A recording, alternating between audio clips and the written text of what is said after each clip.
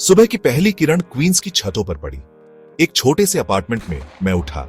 50 साल का आदमी, बाल ज्यादातर सफेद हो चले थे। मैं चुपचाप लेटा रहा, शहर के जागने की आवाज सुनता रहा। दूर से सायरन की आवाज, सुबह की ट्रेन की गड़गड़ाहट। मेरी आंखें तो बंद थीं, पर मेरा मन प्रिया, मेरी बेटी, में लगा हुआ था। मैंने उसके ग्रेजुएशन का सपना देखा। उसकी मुस्कान बिल्कुल उसकी मां जैसी चमक रही थी। यह सपना हर जगह मेरे साथ रहता था। मेरी टैक्सी में, अकेले खाना खाते समय, ठंडी रातों में। मैं इस देश में उसी के लिए आया था, उस फ्यूचर के लिए जो मुझे कभी नहीं मिला। एजुकेशन ही चाबी है, मैं हमेशा उससे कहता था। मैंने उसकी सक्सेस के लिए प्रार्थना की, एक खामोश दुआ जो शहर की गुनगुनाहट में घुल जाती थी। अलार्म जल्द ही बजने वाला था। मुझे उसकी आवाज पता थी, मेरे दिनों की लय। सूरज उगने से पहले उठना, फटाफट एक कप चाय और फिर शहर में निकल जाना। पीली कैब इंतजार कर रही थी। इस सफर में मेरी साथी। मैंने प्रिया के बारे में सोचा, जो देर रात तक पढ़ती थी। उसकी डेडिकेशन बिल्कुल मेरी जैसी थी। एक खामोश गर्व मेरे सीने में भर गया। मैंने अपनी आंखें खोली। कमरा सादा सा था। ड्रेसर पर प्रिया की 10 साल की उम्र की फोटो मुस्कुरा रही थी। उसके बगल में मेरी स्वर्गीय पत्नी। वो मेरी ताकत थी, मेरी वजह। मैं उठा, जोड़ों में अकड़न थी। एक और दिन, प्रिया के ग्रेजुएशन के एक और कदम करीब। मैं चुपचाप उठा, सुबह की शांति बनाए रखते हुए। मुझे एक प्रॉमिस निभाना था, अपनी बेटी से और खुद से। हर दिन मुझे उस प्रॉमिस के और करीब ले जाता था। मैं उसका भविष्य बना रहा था, एक एक फेर से। बाहर शहर जाग रहा था और साथ ही उम्मीद भी। आज हर दिन की तरह मैंने अपनी खामोश दुआ को आगे बढ़ाया। मेरी पीली टैक्सी सिर्फ एक कार नहीं थी, वो मेरी उम्मीद की नाव थी। हर सुबह मैं उसे साफ करता, मीटर चेक करता, दिन के लिए तैयार होता। न्यूयॉर्क की सड़कें एक नदी की तरह थीं और मैं उसकी लहरों में अपनी राह बनाता था। मैंने शहर के मिजाज देखे, भाग दौड़, शांति, अकेली रातें। मैं ड्राइव करता, हमेशा प्रिया के बारे में सोचते हुए। पार्क से गुजरते हुए उसकी हंसी गूंजती। रेड लाइट्स पर उसका सीरियस चेहरा नजर आता। मुझे उसके स्कूल का पहला दिन याद आया, उसका छोटा सा हाथ मेरे हाथ में। अब वो कॉलेज से ग्रेजुएट होने के लिए तैयार थी। मैंने उसे बढ़ते देखा, उसका दिमाग तेज और दिल नेक। मैं हमेशा उससे कहता था, बेटा, अच्छे से पढ़ना, अपना फ्यूचर ब्राइट बनाना। मेरे पैसेंजर्स बदलते रहते, टूरिस्ट्स, बिजनेसमैन, सपने देखने वाले। कभी वो बातें करते, कभी नहीं। मैं सुनता था। हर फेयर, हर डॉलर प्रिया की एजुकेशन के लिए था। उसकी किताबें, उसकी फीस, उसका आराम। मैं चाहता था कि वो अपनी पढ़ाई पर फोकस करे, पैसों की चिंता न करे। शहर मुश्किल था, काम थका देने वाला, पर मैंने कभी शिकायत नहीं की। मैंने एक्स्ट्रा शिफ्ट्स की, देर रात तक ड्राइव किया। प्रिया के फ्यूचर की सोच मुझे हिम्मत देती थी। मैं कल्पना करता कि वो ग्रेजुएशन स्टेज पर चल रही है। वो तस्वीर मेरे लिए ध्रुव तारे की तरह थी। अंतहीन ट्रैफिक, थकान, सब कुछ सार्थक था। उसके लिए मेरा प्यार एक खामोश इंजन की तरह था, जो मेरे दिनों को ताकत देता था। हर मील उसके सपनों की ओर एक कदम था। मैं उसे कामयाब देखने के लिए दृढ़ था। उसके लिए मैं हमेशा ड्राइव करता रहूंगा। मैं सादा जीवन जीता था। छोटा अपार्टमेंट, पुराने कपड़े, छुट्टी के दिन फीका नीला कुर्ता। वो मुझे घर की याद दिलाता था। वो घर जो मैंने प्रिया के फ्यूचर के लिए छोड़ा था। जब उसे टेक्स्ट बुक्स या लैपटॉप की जरूरत होती, मैं पैसों का इंतजाम कर लेता। मैंने उसे कभी एक्स्ट्रा शिफ्ट्स या खाना छोड़ने के बारे में नहीं बताया। ये मेरे खामोश बलिदान थे। मुझे याद है, दिवाली पर उसके लिए नई ड्रेसेस खरीदना, उसकी खुशी ही मेरा इनाम थी। अब उसकी जरूरतें बड़ी थीं, कॉलेज फीस, शहर के खर्चे। मैंने हर पैसा बचाया, एक अलग अकाउंट रखा, उसका ड्रीम फंड। पासबुक में हर एंट्री मेरे प्यार का सबूत थी। दोस्तों ने मेरी पुरानी कार, मेरा पुराना फोन देखा। मैं बस मुस्कुरा देता। मेरी जरूरतें मामूली हैं, मैं कहता। मेरी बेटी ही मेरी दौलत है। मैं मकसद में अमीर महसूस करता था, प्यार में अमीर। उसकी उपलब्धियां मेरी खुशी थीं, उसके अच्छे ग्रेड्स, क्लासेस को लेकर उसका उत्साह। मैं सादा खाना खाता, अपने बचपन की दावतों को याद करता। लेकिन यहां मेरा फोकस एक ही था, प्रिया का फ्यूचर। मैं चाहता था कि वो सिर उठाकर जिए, कॉन्फिडेंट, पढ़ी लिखी। मेरे बलिदान मेरी पसंद थे, बोझ नहीं, प्यार से किए गए फैसले जो मेरे दिनों को आकार देते थे। मैं उसके लिए एक पुल बना रहा था, अपने हाथों से। हर छोटा काम उसके आने वाले कल के लिए था। मुझे उसकी तरक्की में अर्थ मिलता था। उसके सपने मेरे अपने बन गए। मैं संतुष्ट था, यह जानकर कि मैं उसका रास्ता बना रहा हूं, बस इतना ही काफी था। प्रिया के ग्रेजुएशन से पहले के दिन एक खामोश उत्साह से भरे हुए थे। वो हर शाम फोन करती, अपने प्लान्स और चिंताएं बताती। बाबा, आप वहां होंगे है ना? उसने पूछा। बिल्कुल बेटा, मैंने जवाब दिया। मैं इसे किसी भी कीमत पर मिस नहीं करूंगा।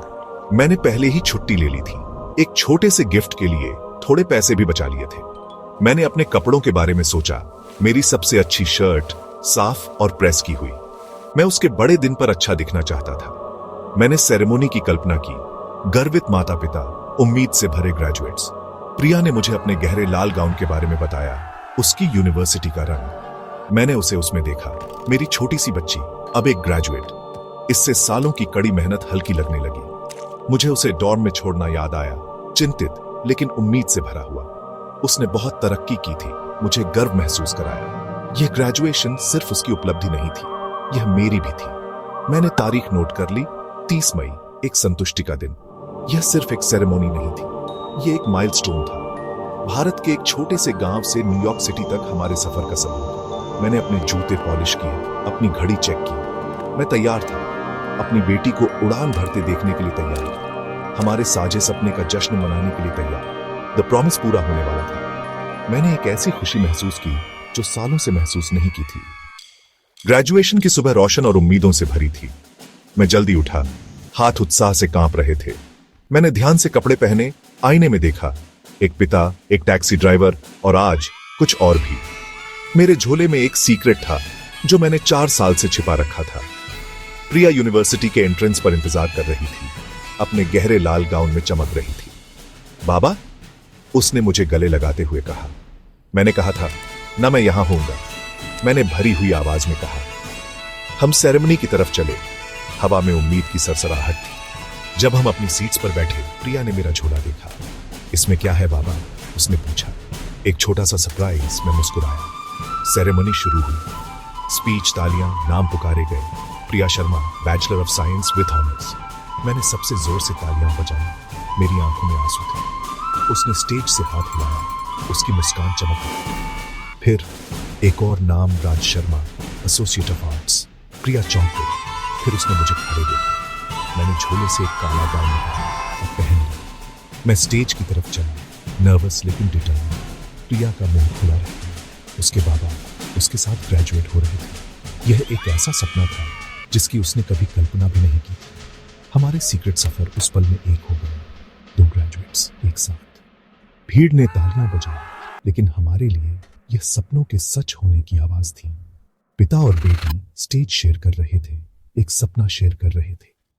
प्रिया देखती रह गई, स्टन्ड, जब उसके पिता ने अपना डिप्लोमा लिया। तालियां पोलाइट थीं, लेकिन प्रिया के लिए यह हजारों बलिदानों की आवाज थी जो आखिरकार देखे गए थे। उसके बाबा भी पढ़ रहे थे, इतने सालों से ड्राइव करते हुए, चिंता करते हुए, उसे सपोर्ट करते हुए। उसके चेहरे पर आंसू बह निकले, प्यार के आंसू, गर्व के आंसू और समझ के आंसू। जब राज वापस आए, प्रिया ने उन्हें कसकर गले लगा लिया। बाबा, आपने मुझे बताया क्यों नहीं? उसने धीरे से कहा। मैं चाहता था कि यह एक सरप्राइज हो बेटा, उन्होंने कहा। मैं तुम्हारा ध्यान नहीं भटकाना चाहता था। तुम्हारा ग्रेजुएशन हमेशा मेन गोल था। लेकिन मैंने सोचा, मे बी मैं भी कुछ सीख सकता हूं। अचानक बहुत कुछ समझ में आने लगा। देर रातें, छिपी हुई किताबें, अजीब सवाल। वो सिर्फ सुन नहीं रहे थे, वो उसके साथ साथ सीख रहे थे। उसे अपना स्ट्रेस याद आया, उनका शांत सपना। अब उसे एहसास हुआ कि उन्होंने भी अपनी एकेडमिक चुनौतियों का सामना किया था। बाकी सेरेमनी धुंधली सी थी, उसकी उपलब्धि और बड़ी लगने लगी, उनकी उपलब्धि से जुड़ी। यह सिर्फ उसका दिन नहीं था, यह उनका दिन था। एक साझा जीत, सपनों और प्यार का सबूत। जैसे ही ग्रेजुएट्स ने अपनी कैप्स उछाली, 2 कैप्स थोड़ी पास, थोड़ी ऊंची उड़ी। एक गहरी लाइन, एक काली। पिता और बेटी ग्रेजुएट्स एक साथ। उस हरे लॉन ने कई पल देखे थे, लेकिन ऐसा कोई नहीं। उनकी कहानी अब सबके सामने लिखी जा चुकी थी, जिसे सब देख सके। और उस पल में सब कुछ मुमकिन लग रहा था। बाद में एक छोटे से कैफे में प्रिया ने अपने पिता की सीक्रेट पढ़ाई के बारे में पूछा। राज झिझकते हुए उस एडल्ट एजुकेशन प्रोग्राम के बारे में बताया जिसमें उन्होंने दाखिला लिया था। इवनिंग क्लासेस, ऑनलाइन मॉड्यूल्स, उन्होंने तब एनरोल किया था जब प्रिया ने कॉलेज शुरू किया था। मैं तुम्हारी दुनिया समझना चाहता था बेटा, और वो पूरा करना चाहता था जो मैं कभी नहीं कर सका। टैक्सी की लंबी शिफ्ट्स के बाद वो देर रात पढ़ते थे, या अपनी कैब में ब्रेक्स के दौरान। कंप्यूटर चलाना सीखना मुश्किल था, एकेडेमिया की भाषा और भी मुश्किल, लेकिन वो लगे रहे।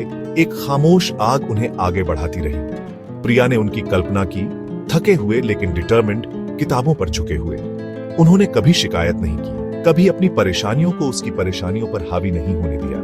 उन्होंने काम, पिता होने की जिम्मेदारी और सीक्रेट पढ़ाई सबको संभाला। कभी कभी तुम्हारी टेक्स्ट बुक्स ने मेरी मदद की, वो मुस्कुराए। जब तुम कुछ समझाती थीं तो मैं भी सीख रहा था। प्रिया को एहसास हुआ कि वो इतने समय से उसके खामोश क्लासमेट थे। वो सिर्फ उसके प्रोवाइडर नहीं थे, बल्कि अपने आप में एक स्कॉलर थे। उनकी डेडिकेशन ने उनके प्रति प्रिया की समझ को बदल दिया। उन्होंने उसे सिखाया था कि कैसे सपने देखें, कैसे कोशिश करें, चाहे कितनी भी मुश्किलें क्यों ना हो। उनका बॉन्ड और गहरा हो गया, जो साझा एफर्ट और म्यूचुअल रिस्पेक्ट पर बना था। अपने शांत तरीके से उन्होंने उसे सबसे बड़ा सबक सिखाया था, सीखने की कोई उम्र नहीं होती। खाने के बाद घर जाने का समय हो गया। राज ने अपनी टैक्सी की चाबियां उठाई, लेकिन प्रिया ने उन्हें रोक दिया। बाबा, आज मुझे ड्राइव करने दो, उसने चमकती आंखों से कहा। वो झिझके, फिर मुस्कुराए और चाबियां उसे दे दी। प्रिया ड्राइवर सीट पर बैठी। उसके पिता गर्व से उसके बगल में बैठे। उसने जानी पहचानी सड़कों पर गाड़ी चलाई, शहर को नई नजरों से देखते हुए। ये वो सड़कें थीं जिन पर उसके पिता ने उसके सपनों के लिए और अपने सपनों के लिए सफर किया था। घर का सफर शांत, आरामदायक था। शब्दों की जरूरत नहीं थी। उस दिन ने उनके रिश्ते को और गहरा कर दिया था। प्रिया ने सावधानी से ड्राइव किया, उस पल के वजन और अर्थ को महसूस करते हुए। वो अब सिर्फ उनके सफर में एक पैसेंजर नहीं थी, वो जिम्मेदारी बांटने के लिए, स्टीयरिंग संभालने के लिए तैयार थी। जब वे घर पहुंचे, प्रिया अपने पिता की ओर मुड़ी। थैंक यू बाबा, हर चीज के लिए, मेरे ग्रेजुएशन के लिए और आपके ग्रेजुएशन के लिए। राज ने उसका हाथ थपथपाया। मुझे तुम पर गर्व है बेटा, और आज थोड़ा खुद पर भी गर्व है। चाबियों का यह आदान प्रदान छोटा था, लेकिन बहुत गहरा। एक नया चैप्टर शुरू हो रहा था, साझा उपलब्धि का। वे अंदर चले, कंधे से कंधा मिलाकर, उम्मीद और उपलब्धि में बराबर। बाहर शहर अपनी धुन में मग्न था, लेकिन अंदर एक नया सफर शुरू हो चुका था। एक साथ वे आगे आने वाली हर चीज के लिए तैयार थे। अगले दिन प्रिया ने अपने लिविंग रूम की दीवार पर एक खास जगह ढूंढी। उसने अपना गहरे लाल बॉर्डर वाला डिप्लोमा टांगा और उसके बगल में अपने पिता का। 2 फ्रेम्स अगल बगल प्यार, बलिदान और एजुकेशन की ताकत की कहानी कह रहे थे। राज उसके बगल में खड़े थे, आंखें चमक रही थीं, चेहरे पर एक दुर्लभ मुस्कान थी। सालों तक उनका अपार्टमेंट लंबे दिनों के बाद एक सुकून की जगह रहा था। अब यह एक ऐसी जगह थी जहां जीत साफ दिख रही थी। ये डिप्लोमा सिर्फ कागज नहीं थे, ये पूरी हुई उम्मीद के प्रतीक थे। दोस्त और रिश्तेदार प्रिया को बधाई देने आए और राज की उपलब्धि पर हैरान हुए। वो अपनी कम्युनिटी में एक इंस्पिरेशन बन गए। दूसरे माता पिता ने उनके सफर में अपने सपने देखे। राज हमेशा की तरह विनम्र कहते, अगर मैं कर सकता हूं तो कोई भी कर सकता है। सीखने की कोई उम्र नहीं होती। डिप्लोमा एक फोकल पॉइंट बन गए, इस बात की याद दिलाते हुए कि उन्होंने मिलकर क्या हासिल किया था। प्रिया काम पर जाने से पहले उन्हें देखती, वे उसे ताकत देते थे। राज हर सुबह उन पर एक नजर डालते, एक खामोश संतुष्टि उन्हें सुकून देती। उनकी कहानी सिर्फ उनकी नहीं थी, यह उन अनगिनत माता पिता की कहानी थी जो चुपचाप गुमनामी में मेहनत करते हैं। वे दिन ब दिन अपने बच्चों के सपनों के लिए खामोश बलिदान देते हैं। उनका प्यार एक शक्तिशाली, अटूट शक्ति है। आइए हम एक पल रुककर उन्हें देखें, उनके छिपे संघर्षों और खामोश जीतों को सराहें। आइए हम उनकी अटूट डेडिकेशन का जश्न मनाएं। उनके बलिदानों में ही इतने सारे सपनों की नींव होती है। उनकी लेगेसी सिर्फ उन चीजों में नहीं है जो वे देते हैं, बल्कि उन मूल्यों में है जो वे सिखाते हैं। कड़ी मेहनत, लगन और उम्मीद। दीवार पर लगे डिप्लोमास गर्व और संभावनाओं से गूंज रहे थे। उस छोटे से अपार्टमेंट में 2 सपने सच हो गए थे और उनकी कहानी में उम्मीद जिंदा रही। बाहर का शहर बहुत बड़ा था, लेकिन अंदर उनकी दुनिया पूरी थी।